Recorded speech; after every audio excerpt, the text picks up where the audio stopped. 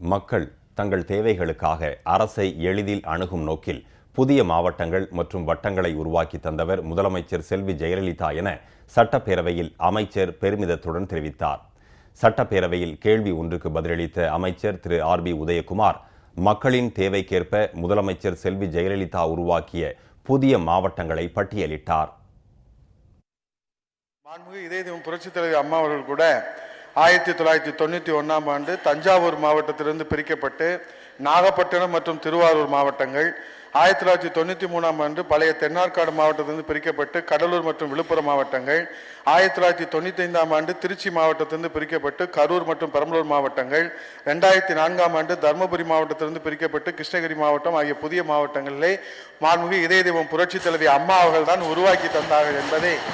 மாண்புமிகு பேரவைத்தலைவர் வாயிலாக மாண்பு உறுப்பினர்களுக்கு தெரிவித்துக் கொண்டு, பரப்பளவு, மக்கள் தொகை, கிராமங்கள், வட்டங்கள், கோட்டங்கள் இது பூர்த்தியாகிற பட்சத்திலே மாண்புமிகு உறுப்பினர்கள் கோரிக்கை வைக்காமலேயே மாண்புமிகு தமிழ்நாடு முதலமைச்சர் புரட்சித் தலைவி அம்மா அவர்கள் மக்களுடைய வசதிக்காக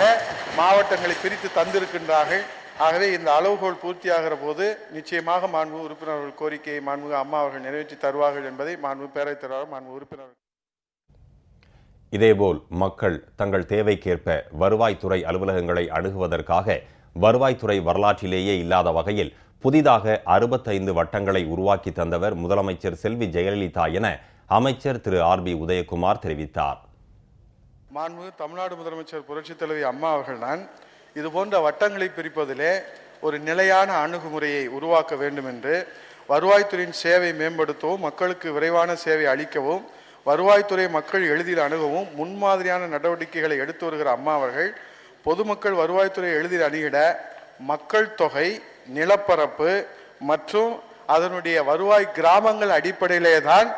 புதிய வட்டங்கள் உருவாக்கப்படுகிறது என்பதை மாண்புமிகு பேரவைத் தலைவர் மாண்பு உறுப்பினர் சொல்லி, அதன் அடிப்படையிலே தான் நம்முடைய வருவாய்த்துறை வரலாற்றில் இதுவரை இல்லாத வகையிலே